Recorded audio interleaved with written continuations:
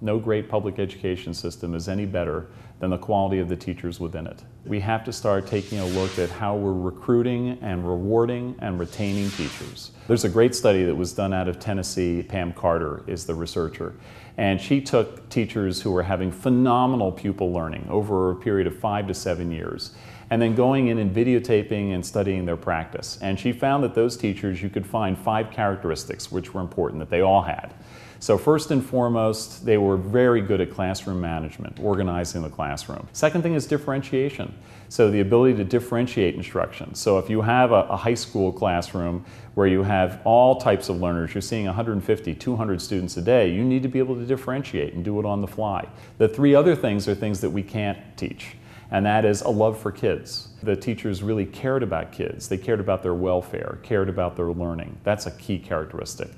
A third thing is the ability to form alliances or partnerships with parents. Effective teachers have to be able to have that partnership with families, with parents, with caregivers. You know, it's got to be a joint exercise. And then the final thing, and I think this is the most important characteristic, but we tend to ignore it, they all had expectations that their kids were going to perform at high levels. They weren't going to give up on them. They weren't going to do one assessment and say, well, they're not so good in this, so I'm going to put them in the low group. They always were pushing kids and had a belief that they could learn in spite of all kinds of different variables. So those 5 characteristics are things that are important for teachers to have and effective teachers to have.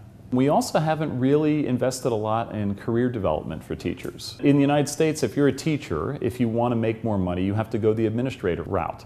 So you have to go out of the field that you're very successful in. We don't do that in medicine. If you're a very successful surgeon and good at what you do, you don't have to go into administration to make more money. You can be, rewarded for what you're good at. There are some countries, they have 3 tracks for teachers. A teacher track, they have a leadership track, and then they have a specialist track.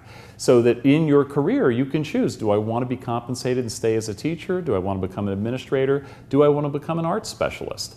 And so these career tracks are things that people can pursue, as opposed to being stranded in a career or not being able to make enough money within a certain strand. There are many people that could fulfill their entire careers in the teaching strand, if you will, if they were making the right amount of money. And that's the thing that we have to address sooner or later in this country. What would it take? What would be the levers to wind up recruiting good people into teaching?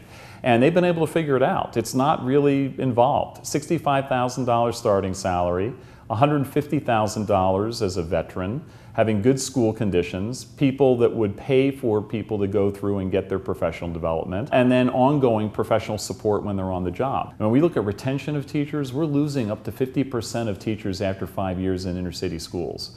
So I can't think of another workforce where we have that kind of turnover and just lack of investment.